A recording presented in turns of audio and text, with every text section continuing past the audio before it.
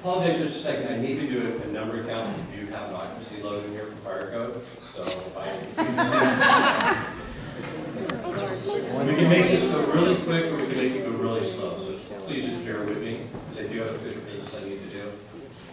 So if we do exceed our occupancy code, what I'll need to do is ask some people to step out, and as other people testify, when they're done testifying, basically replace us. I want to make sure everybody has an opportunity.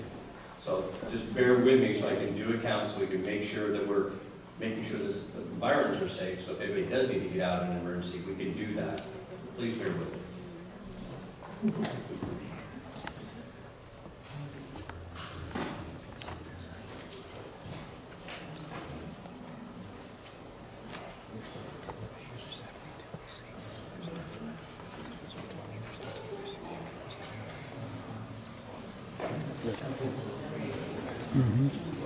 It's going to be probably in the 130 range, probably more than that.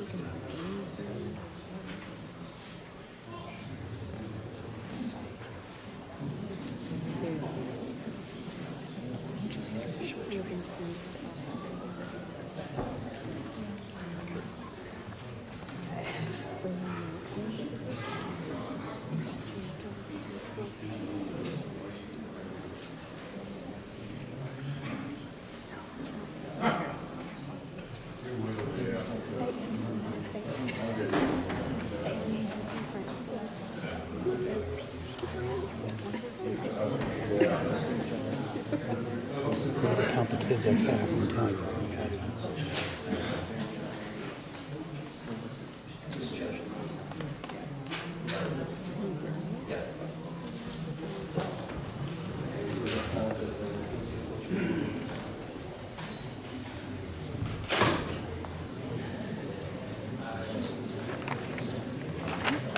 And so they're saying that we might be over capacity.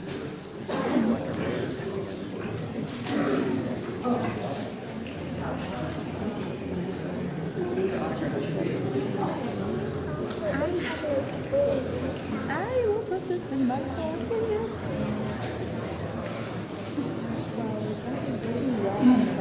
So did we make the numbers? I gotta leave at 7:32.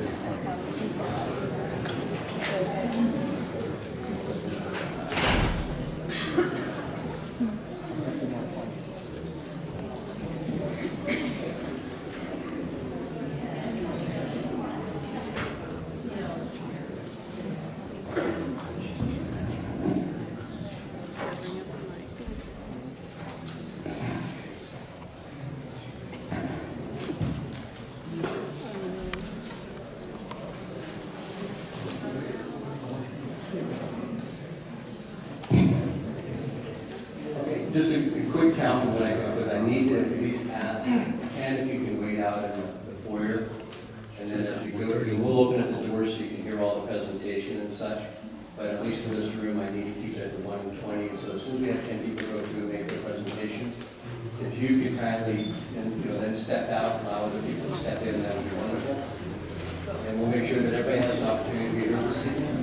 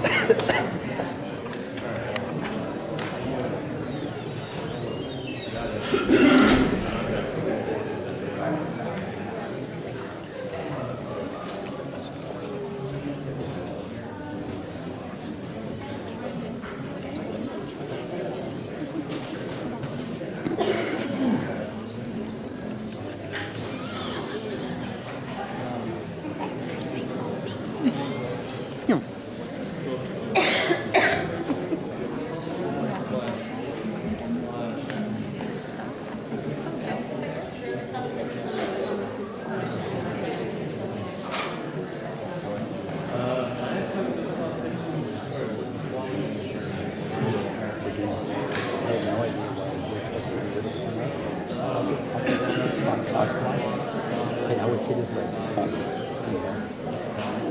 All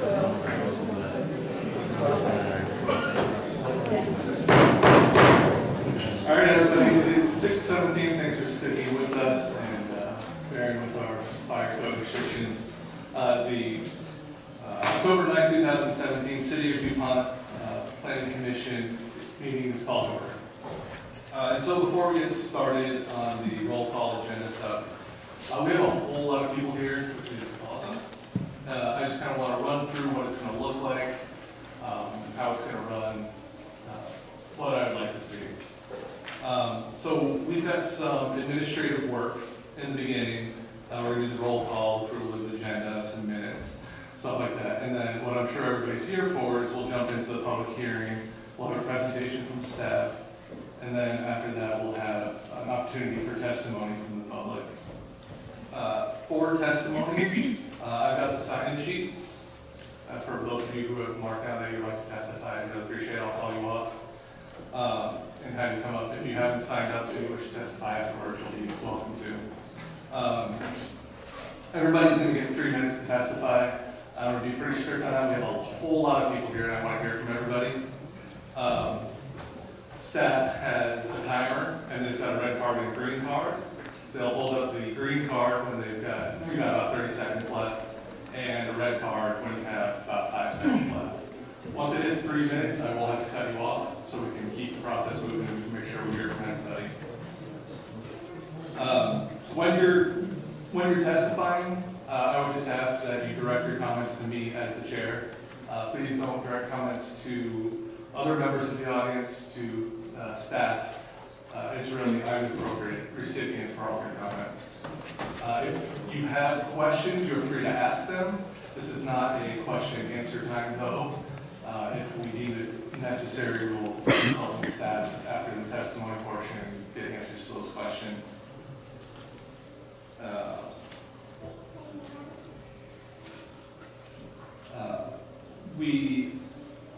What I really want is, there's a lot of people here. Noise can pile up really quickly. So please, we want everybody to be respectful of the speakers. So no clapping, no yelling, no approvals, no disapprovals, no anguished wails. Please, I want to make sure we hear everybody clearly and we can get everybody the appropriate time.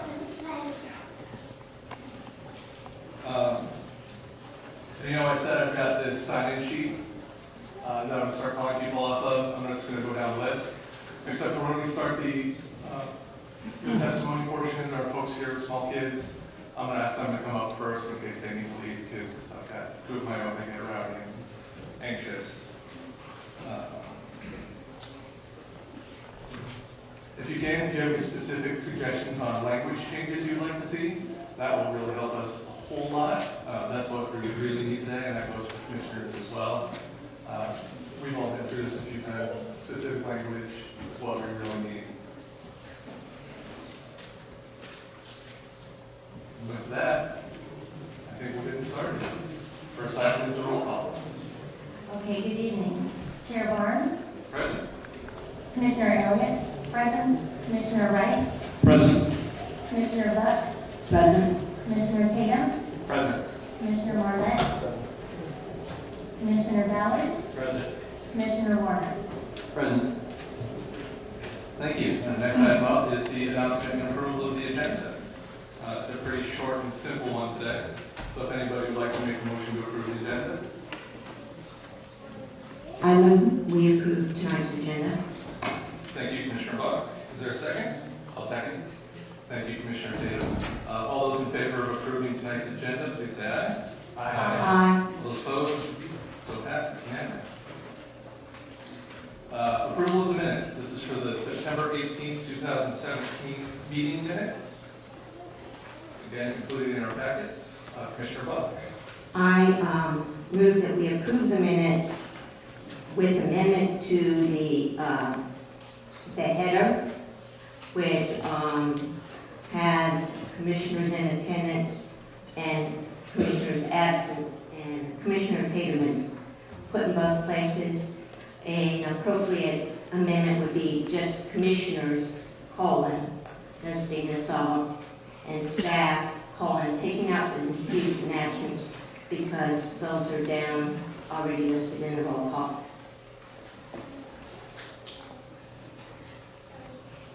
Okay, so your motion is to approve the minutes as presented with the excused and absent line removed.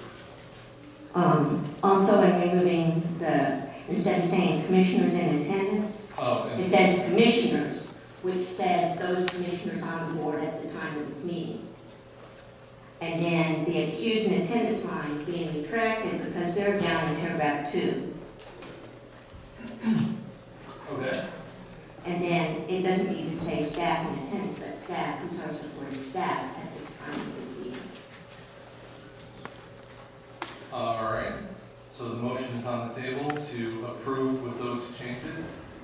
Is there a second?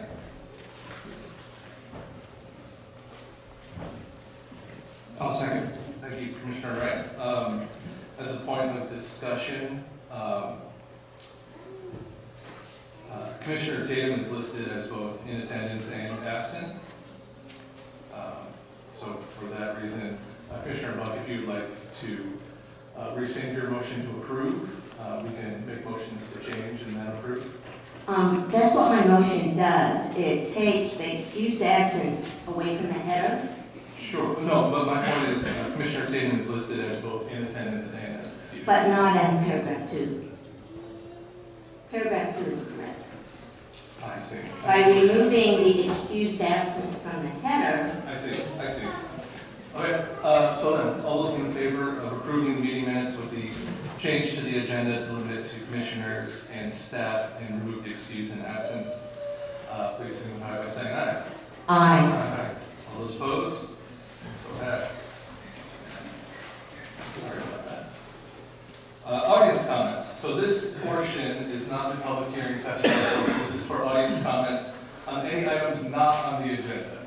So items regarding the comprehensive plan and development regulation amendments for Old Fort Lake, those will come in the next section. If anybody has any comments on items not involving that, now would be the time. Okay, seeing none. That brings us to the public hearing. It is 6:25, the public hearing. Director Wilson. Thank you, Commissioner Barnes. First, I want to begin just by, for the record, to have our documentation correct. So we have as our first exhibit for our packet tonight will be Exhibit A, which is the staff memorandum and the report along with all the attachments that were distributed on October 5th. That included all the comments, public comments that we received, that I received the email up until I think 4 o'clock on October 5th, and they're all included in the packet. Exhibit B is, there is one additional correction to your packet. I think it was placed in front of you. Attachment 7, you have a corrected attachment 7. When I put attachment 7 in the packet, this has to do with the scenarios A and B on the development around the properties for some traffic analysis. I had the wrong numbers in there, so I gave it a corrected attachment 7. That is part of your packet.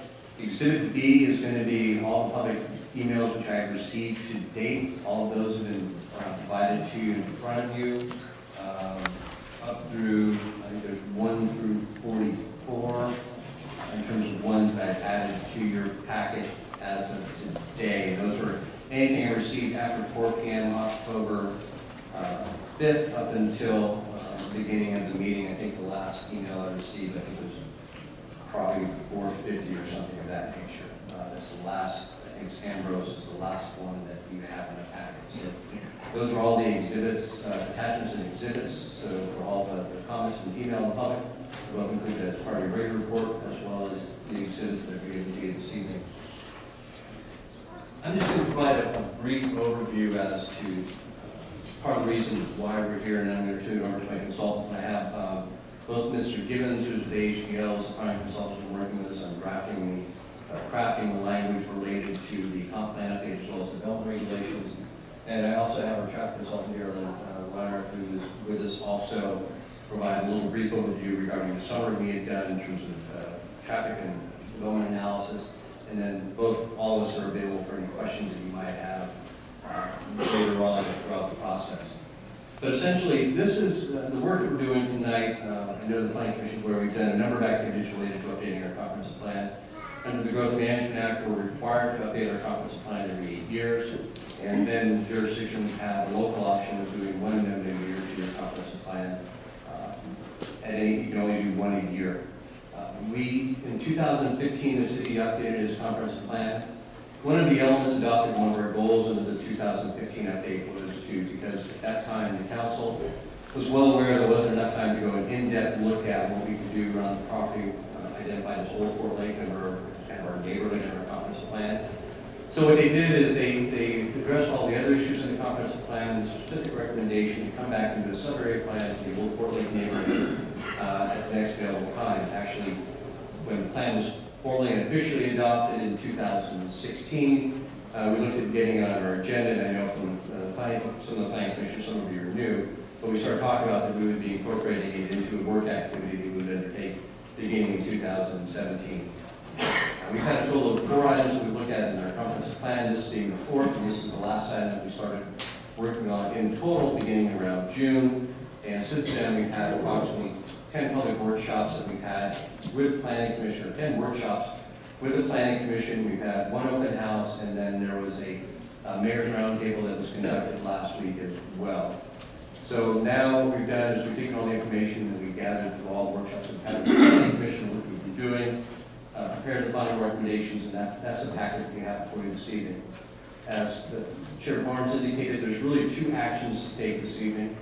One is an action and a motion as to amendments to our comprehensive plan. They're included in your report.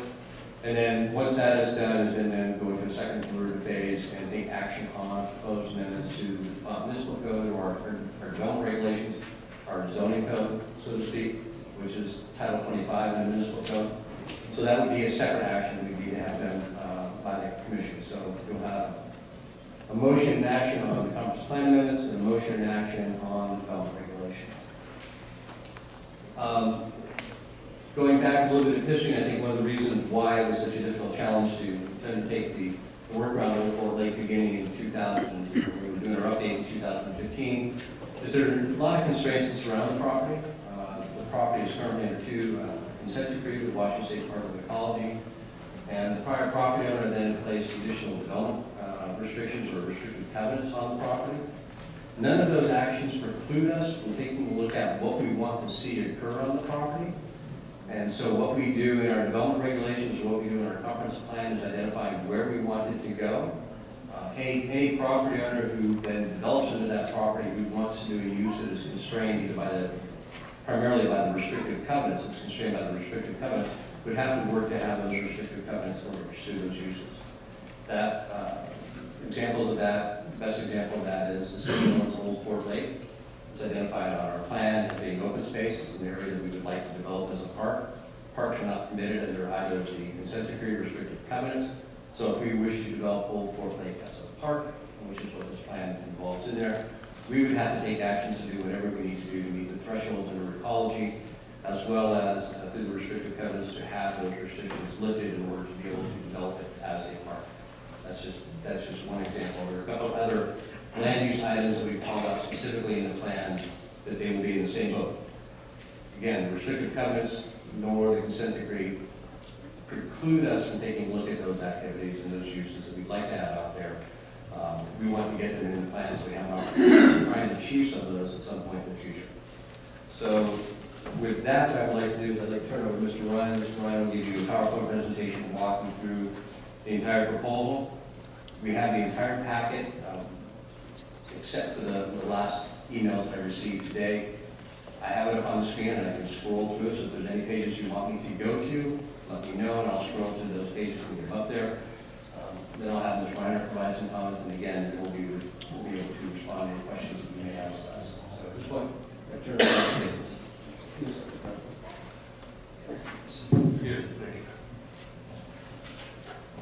So we're going to have a PowerPoint projector over there, so some of the folks that are against the wall, maybe you want to arrange yourself so you can see the wall kind of follow along.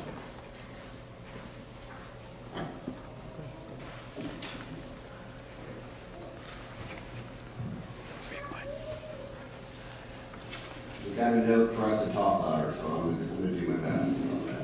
And then, Mr. Chair, what I'd like to do is I'd like to go ahead and dim the lights up front so the PowerPoint stands out a little bit better, and then we can turn it back on. Please, thank you.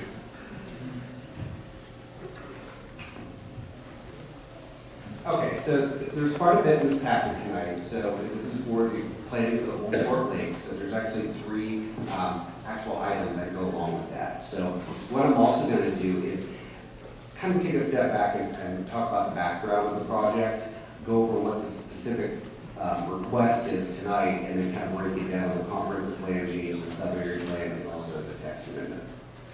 So what we're talking about tonight is the 655 acres that's located behind City Hall, along the block of the road, along the home course, golf course. It's mainly vacant. The golf course encompasses about 200 acres, and then the residual, roughly 300 acres, to waiting development. And the reason why we're here is because in our comprehensive plan, it says that we should be doing this process.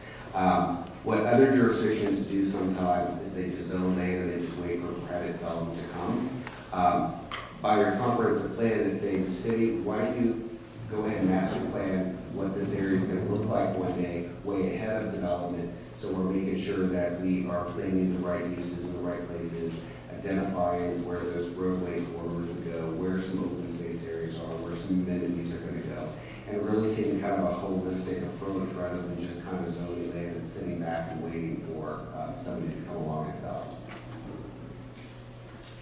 So through this process, there is kind of, these kind of top four things that we'd like to do. We'd like to master plan the property. We'd like to prepare the property for jobs and employment in the future.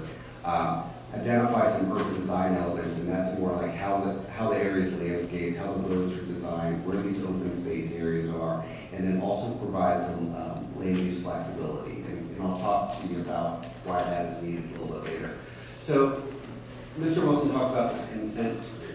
Right now, this is a restriction on the property where you cannot do residential uses, daycares, parks, schools, those type of uses. That's because there were some contaminated soils in the past. A lot of that's been cleaned up.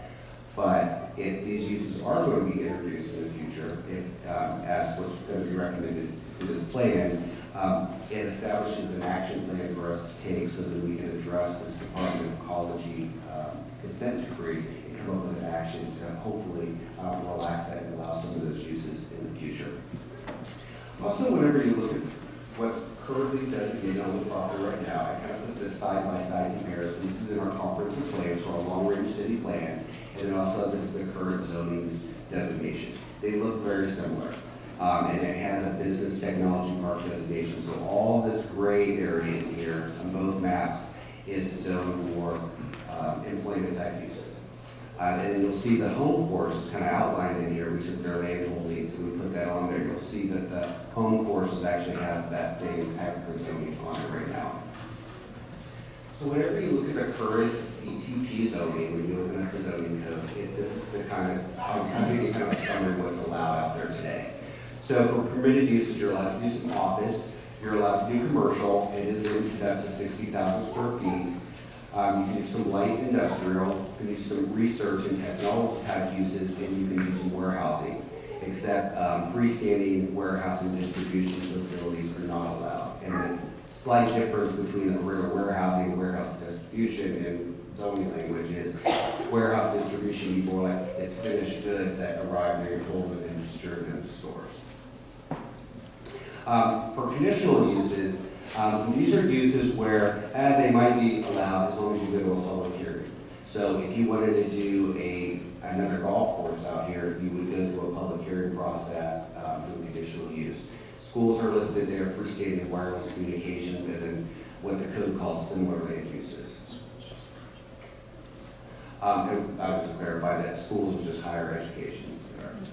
And then the code lists some specific prohibited uses. So service stations are not allowed, residential, family daycare, schools, non-office public use, mineral extraction, retail over 5 acres, that would be a really large retail operation like Cabela's or something, and an amusement park. So that's what's on the books right now. Also the current zoning, it establishes some development regs. So lot coverage, there is not a standard for how much of the lot you can cover with building and also pavement.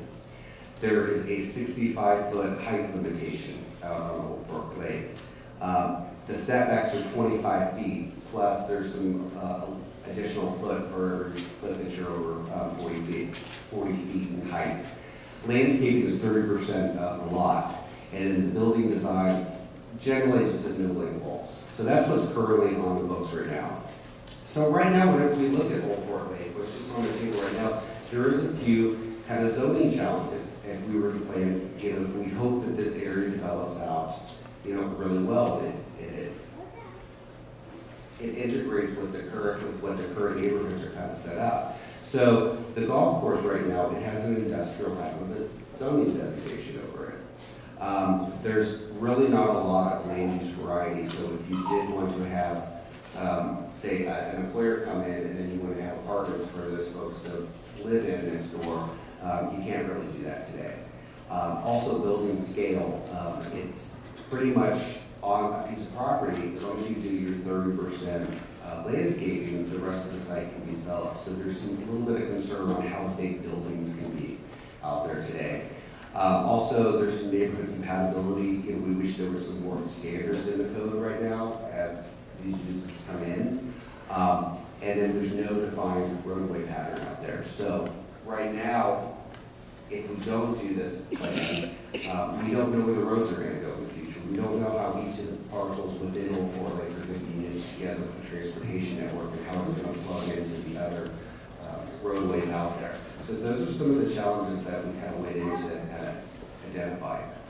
So this gets to our specific request tonight. So what's kind of on the table right now is 3 actions. So one is to amend the comprehensive plan, and that's the city's long-range growth plan. The second one is to adopt a sub-area plan, and it's a master plan just for this piece of property. So it tells us what's on the ground right now, what you're allowed to do, and also what it could become one day.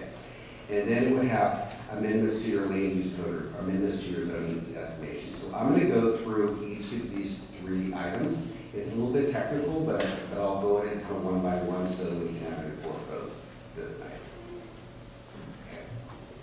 So with the comprehensive plan, this is a picture of what our comprehensive plan looks like now. If this goes forward or as proposed, the sub-area plan would become an appendix within this document. And then we would amend some of the land use sections, so the text, and also some of the maps. So the first would be to introduce Old Fort Lake as one of your land use designations. In your comprehensive plan, you list all these, and this is just a snippet, you'll have all these different land use designations that identify what can go where within the city. And this would be incorporated in a new one called Old Fort Lake, and it has a description with it. When you look at your future land use plan, this basically says where you're going to put certain uses in the future. The current one has this great area right here, which is a business technology park. And then we're proposing to amend it with just a hatch, and then it refers the reader to the appendix, because that's what kind of all of that some detail is of the sub-area plan. Okay. Now I'm going to go into what the sub-area plan document is kind of formatted, and I'll hit the highlights of it. And then all the citizens, if you'd like, you can pull this up on our website, and then it goes over all these different parts. So we divide it into 4 different parts. One's an introduction, site overview, that's more like community contacts and existing conditions, project planning and the vision, and then part 4 is the goals, specific goals. And we break that down into land use, open space, cultural, transportation, and it's really modeled after the Washington State Growth Management format. That's kind of how all cities within Washington set up their sub-area plans, is this way. It's kind of mandated by the state, and then we'll have an appendix in it. So whenever we started doing the sub-area plan, there's really some overarching goals that we started with. So these were our main objectives. Was to protect the natural environment. There's quite a bit of really beautiful resource land out there. There is also the views to Puget Sound. We wanted to plan for economic opportunity. It's currently zoned for employment type uses. We wanted to carry that forward. We want to incorporate those urban design elements, like how do streets look, how do open space areas look, how do buildings look. We want to create connections so it's just not a one-way in, one-way out. And also we're planning for other modes of transportation than just cars.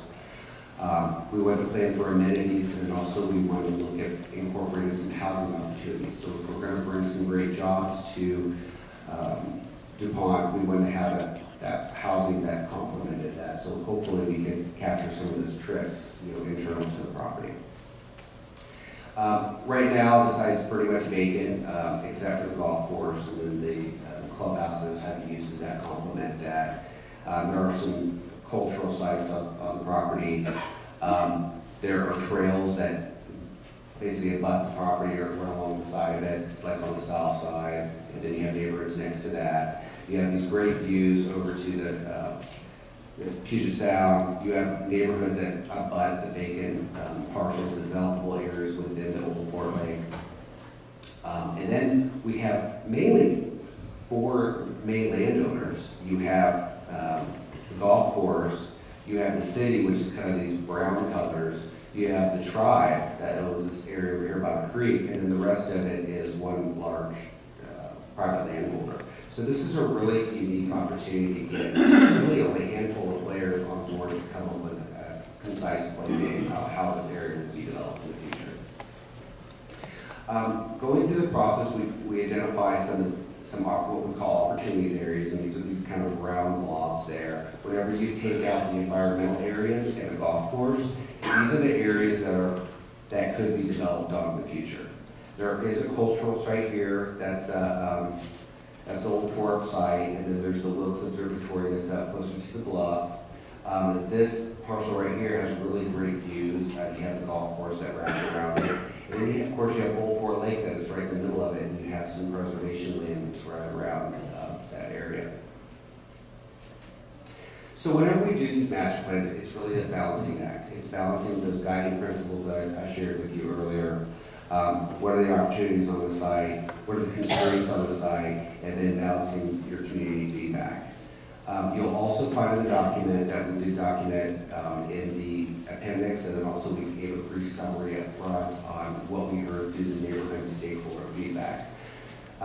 There was a lot of consensus that that buildings need to be designed really well. So you're not looking from, say, Hoffman Hill down on a bunch of air conditioners and ugly wall buildings. Also, we felt that there was a lot of consensus on we need to have this a highly amenitized type area. We need to design great streets, we need to landscape it, we need to have other areas than just a bunch of industrial areas down there. And then also we need to design our transportation systems well. We heard a lot of concern truck traffic or a lot of additional traffic coming through neighborhoods. We also asked, whenever we had an open house, we asked, well, how should streets be designed? We heard that it needs to be a multimodal approach, so planning for more than just cars, or for people that might want to walk, or for people who would like to ride a bike. Extending the city's trail network through here was really important, and then also how you design those main arterials that go through the site. When you come into DuPont, it has a very distinct streetscape. You design your streets very, very well, unlike other parts of this county, and that needs to be carried forward through here. In the land use focus area, whenever we had the open house, we had kind of 2 questions. What additional land uses should be incorporated into the sub-area plan, in addition to the existing employment uses. We see this to get some interest in having some neighborhood-oriented commercial type uses. So the idea is that a worker doesn't have to get in his or her car and go and get a sandwich, at that time, and also have something at a scale where it's really oriented to those folks living and working in that area and not really drawing from a larger base. There was also a lot of, we asked what should the employment focus be. There was a lot of concerns about the warehouse and distribution, and also manufacturing, so we acknowledge that. On the other side, the development community would like to see those type of uses. So again, through this whole process, it's a balancing act. So we learned real quick that would not be the focus, warehousing would not be the focus of this whole plan. So I'm going to go through kind of the plan components. We start with a concept-based plan, and we divide it down to blocks, so we could start to plan different areas of the site differently, so we're not trying to have kind of a one-size-fits-all for the whole property. So we looked at blocks, primary development areas. Primary development areas are kind of these orangey type looks there, so that's where future development would occur.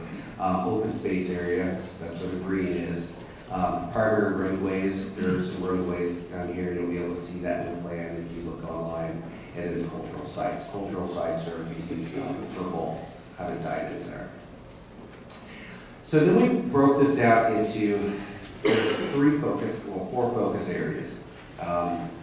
There's a mixed use focus area, there's an employment, and then there's kind of a live work area. We also have this open space focus area, which is where the golf course is, and then along the bluff, and then also along the creek.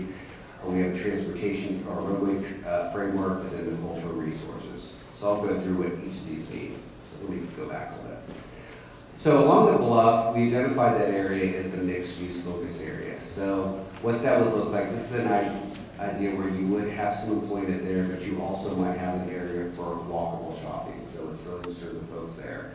You might also have an area for residential, and this is just a picture of apartments, but we would also allow single family, so houses in that area. There could be some public facilities that could be incorporated there, and there also could be some corporate type offices that would be in that setting. The center portion that we're calling the business and industry focus area, that's really embedded in the middle of the whole site. And that would be an area where you could have some corporate type headquarters there, you could have some office, but you also could have some manufacturing, which is allowed here today, and then also some warehouse distribution. So the idea that is located in the center of the whole site. And then the final one is this work-live focus area, which is along the creek. That would be where there would be some, you could have some corporate offices, you could have some manufacturing, but you could also have some workforce housing, and then also some other public facilities within that area. And then of course the open space focus area, that would be all the areas around the golf course, that would be your open space areas, all your kind of productive areas. So going into kind of the plan, the beginning of the sub-area kind of sets the tone and kind of establishes where we'd like to end, and then it starts to break it down into these different elements. So you have the land use, open space, and so forth. And it's set up to where it'll talk about the existing conditions a little bit, and then it'll dive into kind of what the future plan is. So I'll go over those pretty quickly. So side by side, the current long-range future land use plan just has this kind of gray map here. It treats most of the old Fort Lake area as the same, so it's in employment industrial land. And the way that we propose in the future is that we take this gray area, we break it down into 4 subgroups so that we can further refine how that works. Here's kind of a graph of how that would work. So the first kind of 2 is where the core of your development would happen. So it's not even like half of the site. So here's the mixed use focus area, which we're calling Old Fort Lake 1, so it's FL1, and then you have OFL2, which is in the middle, and it mirrors the business and industrial focus area, and then you have the lit work area over here. And then we gave the golf course and some of the of their own land, and then also there's a couple like cultural sites in there. We gave it its own future land use designation of Old Fort Lake 4, so we can treat that differently to ensure that that stays more of an open space focus in the future, and it doesn't become more of an employment type development in the future. And then of course we left just all the other open space as an open space designation. Also through your plan, we did a land use chart where we basically broke down what land uses could go within these different focus areas, and then we could implement that through your code, through your zoning code. So that would allow us to restrict warehouse and distribution just to the core area of that, and then allow some of those more neighborhood-oriented uses and residential uses over here on the bluff to take advantage of those views, so you're not just having loading docks like in this area over here. And then we're able to introduce some residential over in this area. With regard to housing, now that is something new that we are recommending to be introduced. Right now, it's not allowed. We would like to make a recommendation that 1,100 dwelling units be allowed on the Old Fort Lake. 100 of those dwelling units could be single family, so houses, and then 1,000 could be multifamily, so those would be apartments. If houses go in, it would be at 3 dwelling units per acre. If apartments go in, it'd be at 24 dwelling units per acre. Also through this plan, under each element, we have goals and policies. I've just listed the goals, and then there's policies that further refine this down. This directs and commits the city to do future actions, and it also directs how you would be implementing this through your land use laws and how you would regulate development, and also how you would build things.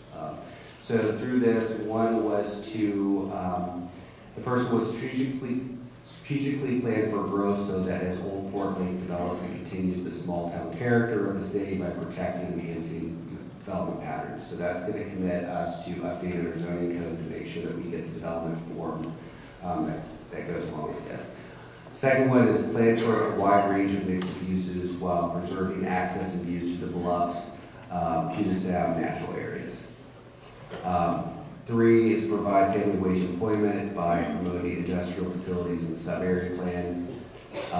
4 would provide future employment uses and housing in Old Fort Lake. And then 5, establish and amend land use development standards to implement the vision of the Old Fort Lake.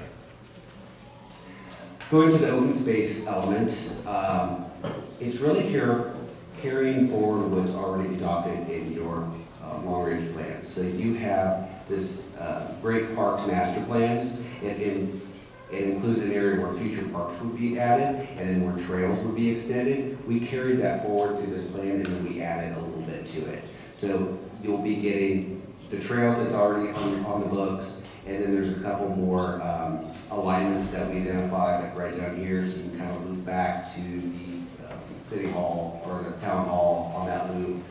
We've also introduced a new trailhead, so one day as this area develops out, and you can have a trailhead that'll take you down into Old Fort Lake, and that could become this really kind of civic gathering area.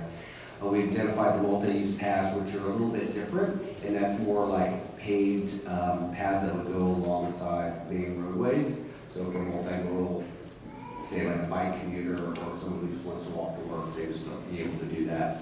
And then also wayfinding, so signage and continuing that informational signage that you already have to the city. So the goals for this would be evolve Old Fort Lake into a centerpiece of the Old Fort Lake sub-area plan and a premier recreation opportunity for DuPont residents. Second one, create high-quality, attractive, and well-connected trail system that is highly accessible to the DuPont community. And then 3, preserve and enhance open space areas. Moving along to the cultural resources. In this section, we've acknowledged where they are, and we're just going to carry forward your existing policies. We don't have any proposed change to that, so that's a pretty simple element. We did add a goal in there to protect cultural resources by implementing regulations that ensure cultural resources will not be destroyed, damaged, or disregarded during the development process. Transportation. So right now in the city, you identify each of your roadways as an arterial, a principal arterial, a minor arterial, major collector, or local access. So local access would be like the street in front of people's houses. So then you're kind of have, on your maps, you have them color-coded on what each of the roadways are within your city.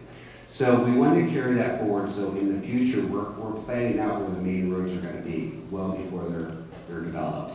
So whenever you look at this plan, we've designed a loop road system, so whenever you come off the center, it'll loop around, and that will be the main thoroughfare. There's also a minor collector, which isn't as busy as a major road, that would stem in from Civic Drive, but then also have this north-south kind of connection there.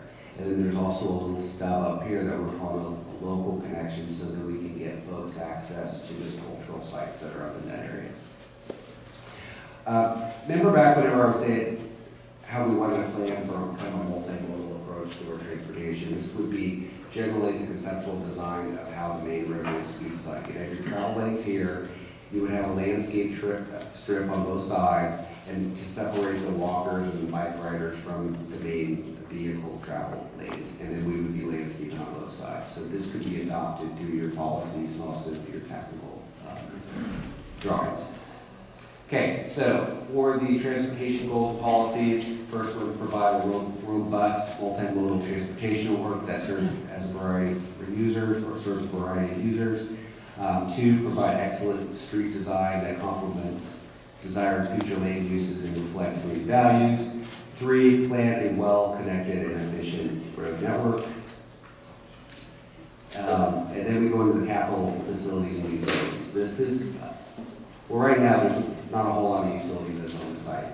What would happen is whenever a developer comes in, whether it's someone that's going to develop an individual site or master plan the whole area, they're going to be extending those utilities and planning for those utilities to match the uses that are going to come online. So that is mostly going to be placed on the developer. They have to put up the money in the planning and actually build the stuff to serve the future uses out there. So what we did a lot through the policies through here is echo what's already on the books. It's this idea that development has to prove that there's capacity at the time of development. And there's quite a few areas of check-in whenever the developer has to prove that. Whether it's at the planning, whether it's at they're just going to build a road or they're going to build a specific site. There's quite a few opportunities where we're going to be requiring the developer to prove that to us.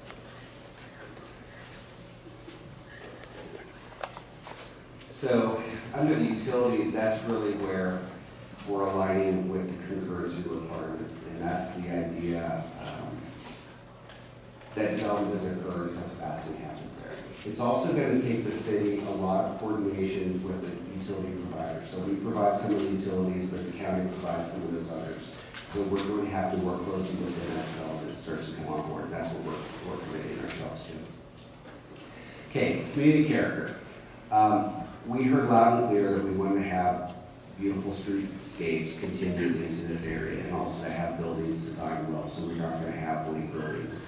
We also heard that we didn't want to have a lot of obnoxious siding through this area. It needed to be kind of low and in concert with what's already kind of developed out there.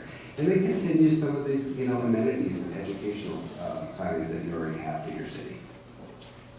So some of the goals for the community character would be develop buildings that are attractive and project a welcoming appearance to pedestrian customers and residents of DuPont. And you'll see through the development standards that we'll bring before you today, that's how we implement this. 2 is create attractive streetscapes that accommodate a variety of users, including motorists, bicyclists, and pedestrians. Create signage and wayfinding with a sub-area that has a coordinated thematic design that provides equal and effective orientation to site amenities and destinations. So now I'm going to go into the land development code portions of it. Like, how do you take this recommendation and vision document, but how do you make it real whenever somebody wants to come in and actually develop? So there's quite a few areas within the land development code that would need a little bit of tweak in order to accommodate this. So I'm going to start with that current business technology park district. That's what the area is currently zoned. We're proposing new changes because you might want to use that in another part of your city one day. And plus, we're not rezoning the property today.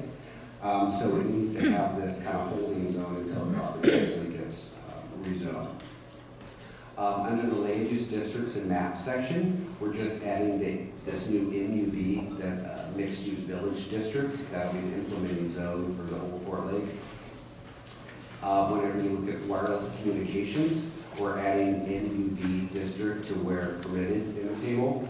And it's basically the same districts as the mixed use areas. And then for the administrative and development regs, we're adding the MUB district under the type 2 review processes. So when somebody comes in to develop, they know what type of process to go through. A lot of times we just mirrored what the mixed use district was that was already in your code. Okay, so let me get to that section by packing it.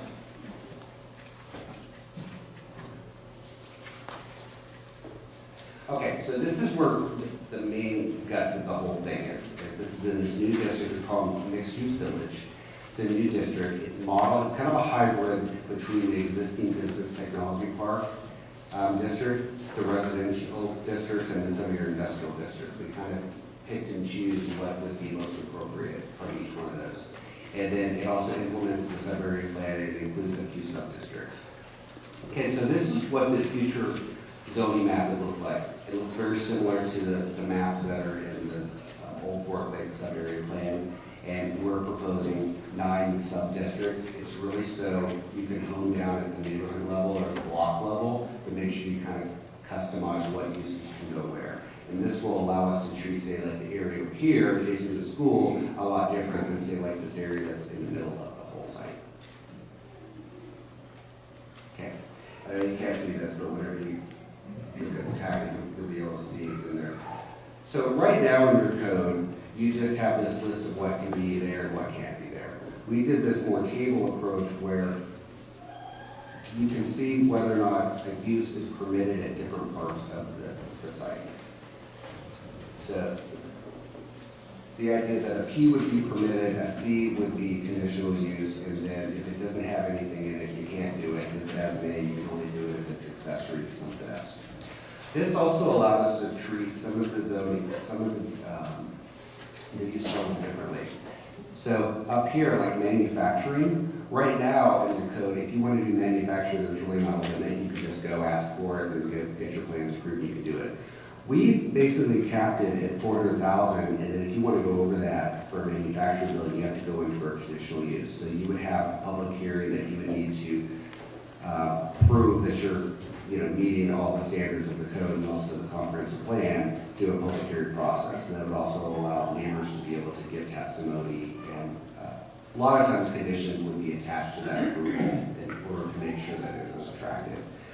We did the same thing for warehouse and distribution. So we capped it at 400,000. If you go over 400,000, it's a public hearing. And we further capped it at 600,000. So you would not be able to do a warehouse distribution over 600,000 as proposed.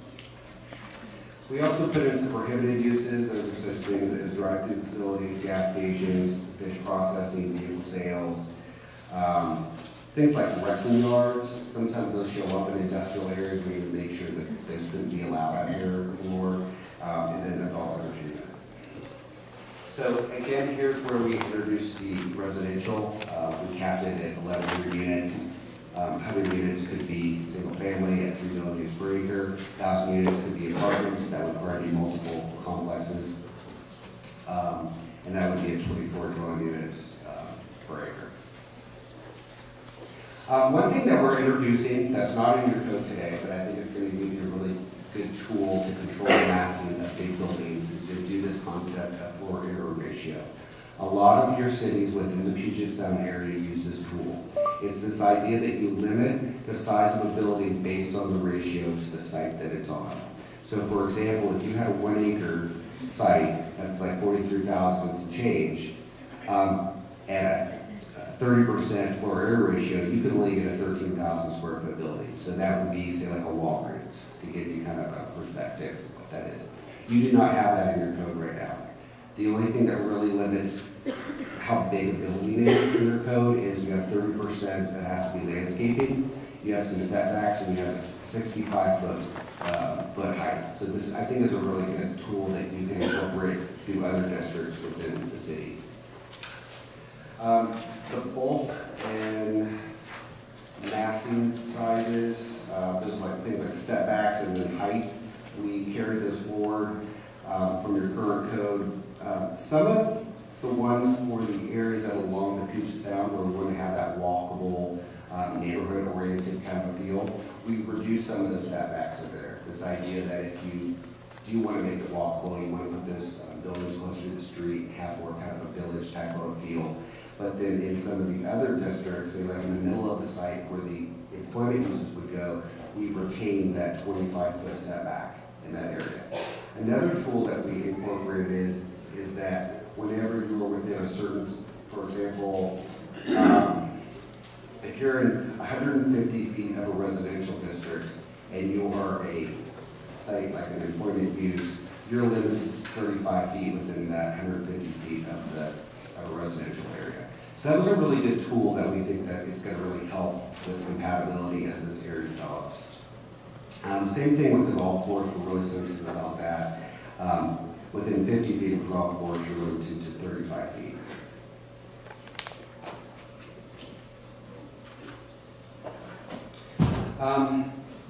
Buffering was a big concern that we heard. So right now your code, we want to work within your current code, how that framework is set up. You have this idea of a full buffer, a moderate buffer, and a light buffer. So the idea of a full is 100% visual screening. So we were able to kind of refine that down. It's the specific standard.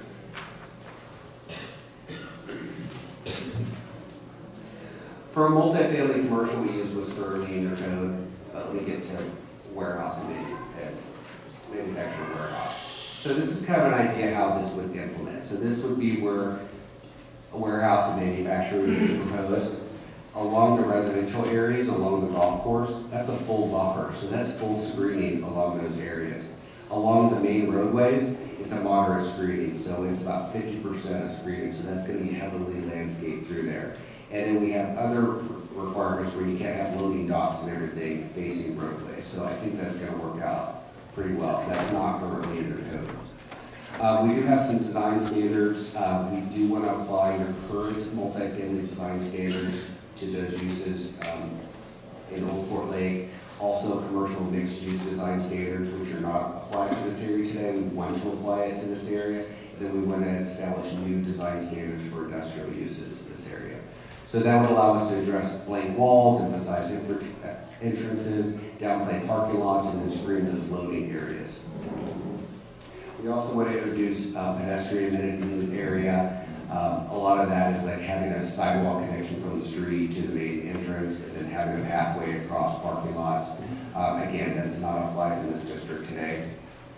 And then how things would be reviewed in the future. We have a design review. That's basically how a building looks. The site plan approval process, and then you'll also have to do transportation corridor accommodations, which basically requires you to build the streets as they're indicated in this plan, because we didn't want developments to incrementally come in, and then it's like, well, how do the streets get developed? We wanted to make sure that that was included through the whole process.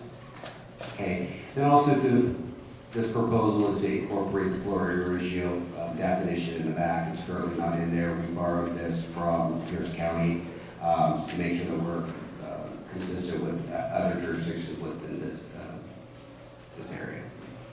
So that concludes our planning presentation. Mr. Chair, I was going to go in and have our traffic consultant talk, but I think at this point what I'd like to do so we can get into the public testimony is offer available to respond to questions. There were a couple of points I just wanted to bring up, and I'll try and do that in about 30 seconds or so. We've talked about cultural sites in this, and I know we've identified those. Those are the ones that we've identified. Those are the ones that we own, that we know of. We know there are more out there. We are in constant consultation. We've been working with the Nisqually tribe. As we've been going through this process, and before we started this process, we've also had conversations with the Department of Archaeology and Historic Preservation. We have very strong protocols in place in our existing codes, as well as working with those two groups, with the tribes and DAP, the Department of Archaeology and Historic Preservation. We're working with them that as development occurs out there, we're making sure we're following all the appropriate protocols, holding everybody accountable to identify the site, address any cultural research that may come up. So I want to make sure that we address that very clearly. And I think the other thing we didn't really talk about up front, I know we kind of hinted at it, and then the consent decree and the restrictive covenant, we're only allowed under those documents to have industrial uses out there presently. So the whole effort through this comp planning process is saying, we know we can do better, we want to do better than just having that. That's why we created a lot of opportunities in land uses to entice different types of development to occur out there if we can get portions of the land cleaned up. Can't guarantee it, but we're trying to create a plan that allows us to go into a different direction, still understanding that the property owner retains its current development rights, trying to get a plan and development regulations that entice other activities out there. Again, the consent decree and restrictive covenant limits the property to only industrial uses. That's all that can be built out there. And also, I wanted to clarify, when we talk about multifamily is interchangeable. It doesn't mean apartments only. Multifamily is just the type of housing. multiple residences in a single structure. They can be owner occupied, they can be apartments. We don't distinguish between one or the other. We just talk about multifamily. So when we talk about those 1,000 dwelling units, some may be apartments, some may be condominiums. We don't know. We don't determine that. We don't restrict it in that way. We just provide the opportunity for higher densities in certain areas. Again, Mr. Gibbs, one of the things he's done as a draft is we want to put in some very detailed policies because policies become the foundation for us to be able to regulate in the future. As we go through the environmental review process, we hang our hat on the policies to deal with mitigation measures. So we talk about whether it's transportation, glare, noise, any of those things. We have good foundations of policies or pedestrian or connection or trails. We use our policies as a way to require mitigation as the property develops. And the other thing that, and I know people are aware of this, but we can regulate where truck traffic goes. We can't regulate where car traffic goes. So we do have the ability to restrict what streets, even though there are connections and there are connections to the south that all only connect up to we can restrict that and allow no truck traffic whatsoever. We have portions of the city where that's the case presently right now. We can do that as it relates to truck traffic. That's one of those things that we can regulate. We can't regulate where cars go. And finally, I think one of the things that's really neat, we really wanted to call out the golf course and zone it differently. Because right now, it's all business technology park. I love the home course, I love playing golf there, but we all know that over probably the last decade and a half, golf courses have been disappearing. Presently, the way the code is written, that golf course can disappear and it's allowed for any of the industrial uses that are allowed out there. So by working this plan and calling out the golf course separately, we're trying to find a way to retain that area, either as golf course or open space going into the future. So we made sure we took great pains in both our comprehensive plan documents and our development regulations to do that so we don't lose that portion of the city that people now enjoy as an open space area. So I just want to kind of clarify those couple things. And again, this Ryan Art's available if you have questions related to traffic, but I think at this point it's more important to get into public testimony so we can move forward on that and turn it to Mr. Chair. Great, thank you, absolutely great. So at this time, we're going to open up for public testimony. Like I said, I would like to invite the folks here with small children to come up and testify first. Great to see kids that are not interested in it. After we get through with that, I'll start working my way through the list. If you didn't get your name on the list, you'll get to, you'll have a chance after everybody who's signed up. Come up when you start, state your name and address for the record. My name's... Just 1 second. Sure. Just want to remind people, I'll say start the timer just for my staff so they can start their timer. And they've got the red sheets and the green sheets. You'll have 3 minutes and I'll hold you to that. And we'll wait for Director Wilson to sit down. Timer. I'm not good at multitasking, so. Ready? All right, start the timer. Okay, Commissioners, my name is Phil Ambrose, 1849 McDonald Avenue, DuPont. I think we all understand the purpose and reasoning for you guys looking at the old Fort Lake for future development. As far as my family is concerned, we are adamantly opposed to warehousing, distribution warehousing, freestanding warehouses. It's not necessarily a matter of quantity of traffic, but it's the quality of traffic that would have to come on Center Drive and potentially through McNeil to get to this same area, especially zones E1, F1, and F2, where you are talking about adding into this plan. Already traffic is a problem, mostly quantity right now, although there is a quality of traffic issue on Center Drive to the north near the Amazon campus that I'm sure a lot of the residents would agree with me on. The discussion of transportation within the plan that I've seen really focuses on the sub-area itself. I think there are ways to accommodate traffic, pedestrian, bicycle, vehicle, and so forth, as well as your other design elements. But to and from this Old Fort Lake area is my chief concern, my family's chief concern. We are opposed to the warehouse distribution that is listed in here for E1, F1, and F2. We understand that you guys are looking at having limited commercial development as part of this change. mixed-use design concept based on certain design guidelines and so forth, but do not change the zoning or to allow freestanding distribution warehouses. So as far as the three items that I think were listed earlier, as far as what commissioners you guys are looking at for the amendments to the composition, to the comprehensive plan, I think in general I'm supportive of that. It needs to be amended. I think it needs to be changed. However, again, do not allow freestanding distribution warehouses to be included in those areas. As far as adopting a sub-area plan, I think that also needs to be included in the comprehensive plan. It needs to be further defined because it is very vague right now. But again, please do not include distribution warehousing, freestanding warehousing in that sub-area plan. And then thirdly, the zoning code for chapter 25, creating a new zone district, 25.41 specifically, multi-use village, I think it was called, that should exclude freestanding distribution warehousing. It shouldn't be included for all the parcels in question, but especially, well, for all of them. And that's it. Thanks. Thank you very much. I have a lady with the children. Absolutely, please, yeah. Thank you. Thank you.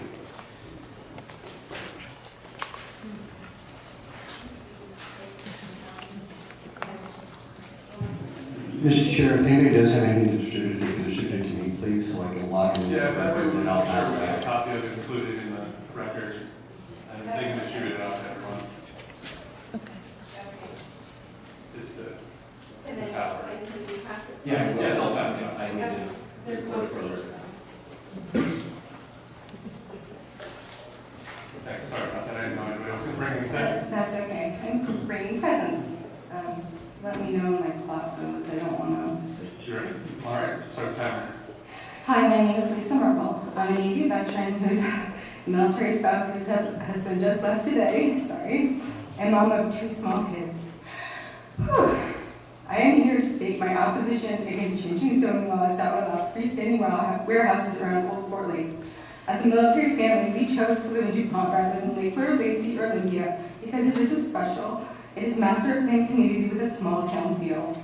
Previous city planners had a great vision when creating a master planned community. We already have areas of town designated for industrial, commercial, manufacturing, and manufacturing. We are truly a ground jewel of the Pacific Northwest. However, I'm not here today to tell you about how great DuPont is. You already know that. You live here. I'm here to talk to you about something I know about, economics. I first want to talk to you about jobs, and if you pass those papers out, I'd appreciate it.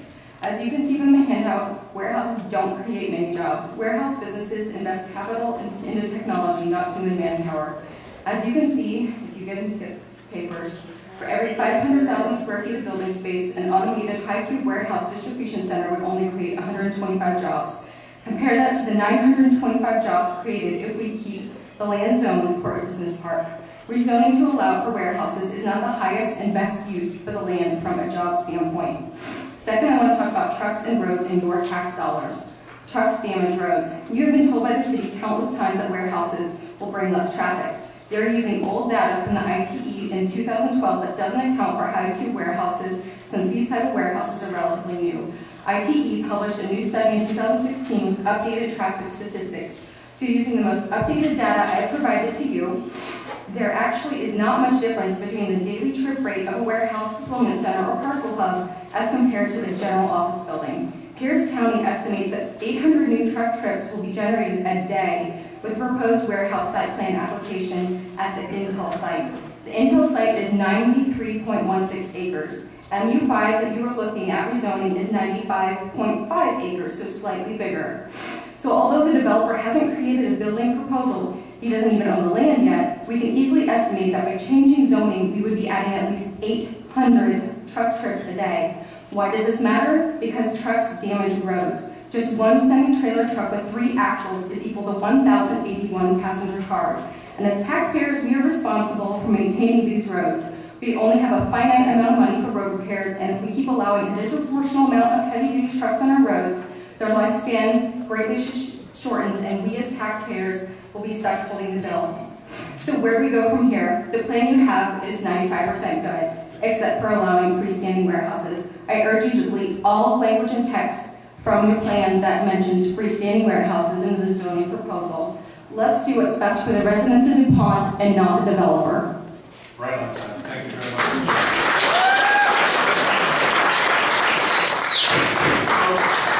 We're not asking you to keep it down. We really need to keep this moving.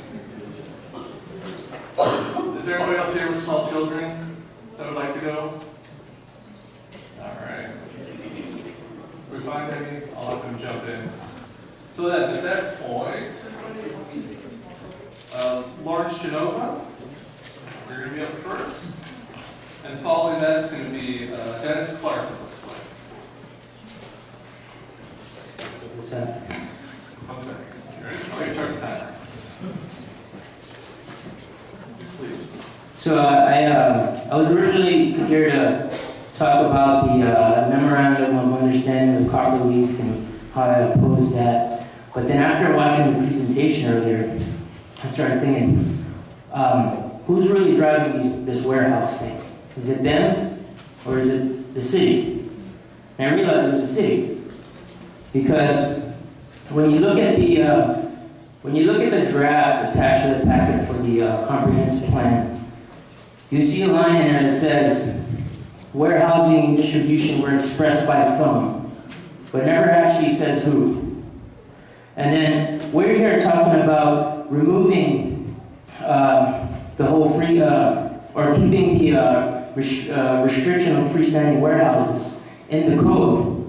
When you look at the attached packet, it actually says in there, it basically removes the restriction of freestanding warehouse from that section. So once again, the code right now, it says freestanding warehouses and distribution is not allowed. But when you look at the draft of the code for this comp plan, that line is removed. So like I said, I realize it's not just the developer that's driving this. Apparently it's the city. That being said, I am against freestanding warehouses. I'm against freestanding warehouses where they're not already allowed. If a developer wants to add freestanding warehouses as a permitted use, that makes me skeptical of that developer's desire to do any good for the citizens of DuPont. And considering that the Nisqually tribe was not seated at the table for the City Council workshop in April 18th to talk about the Memorandum of Understanding with Copperleaf.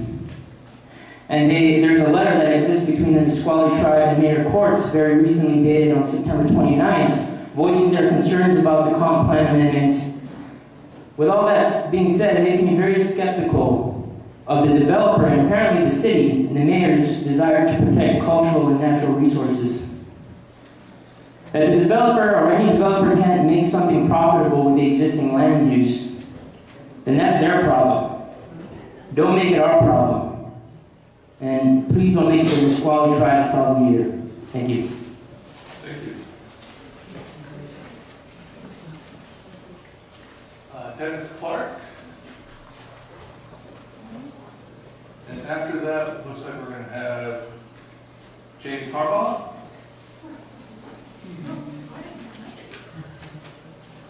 I'm sorry, I must have checked the wrong box. Oh, all right. Sorry.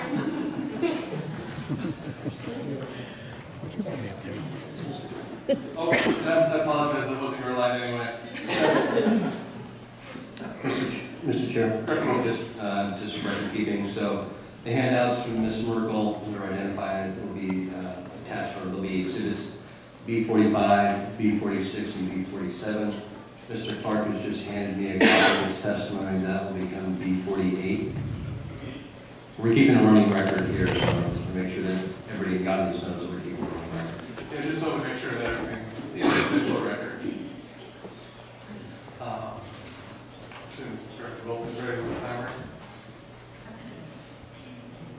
Eric, please set the timer. Please.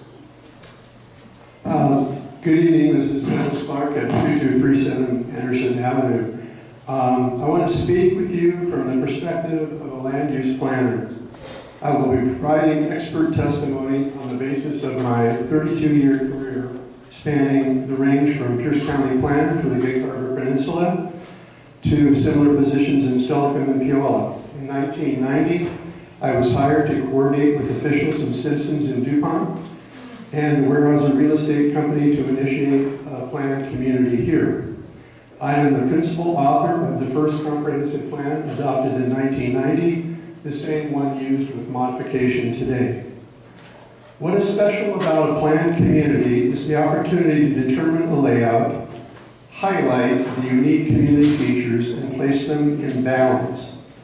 Of course, there may be changes over time, but the basic principles are key.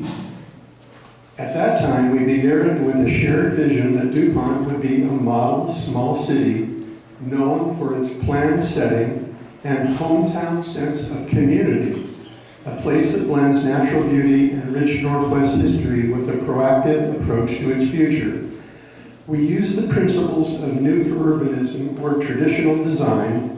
1/3 of the community was designated for residential, 1/3 is open space and key areas, and 1/3 for business. Balance was the key. The area designated for business was further divided into industrial, where many of our warehouses are located on the north side of the community.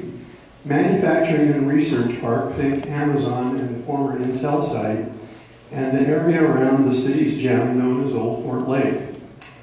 The Old Fort Lake area sits on a shelf below and visible from Hoffman Hill. It is intended to provide public outlets to Puget Sound once the road network is complete. Most planners would try to take advantage of the areas featured by designating residential uses if there was no restrictions. So I urge you to think about the mix that you're creating in Old Fort Lake and allowing or proposing to allow industrial uses there. If you have the opportunity and you can fill it with residential uses, think about that. Noting the restrictions placed as a result of the previous property owners, the previous plan designated the area for administrative and research activities, not industrial activities as the language you are using now proposes. It's a much higher use standard, and by higher I mean detrimental kind of use. Few, if any, planners would think of permitting warehouses in such a key area. They are simply too massive and create conflicting heavy truck traffic. Mr. Clark, your 3 minutes is up. Thank you. Thank you very much. I appreciate it.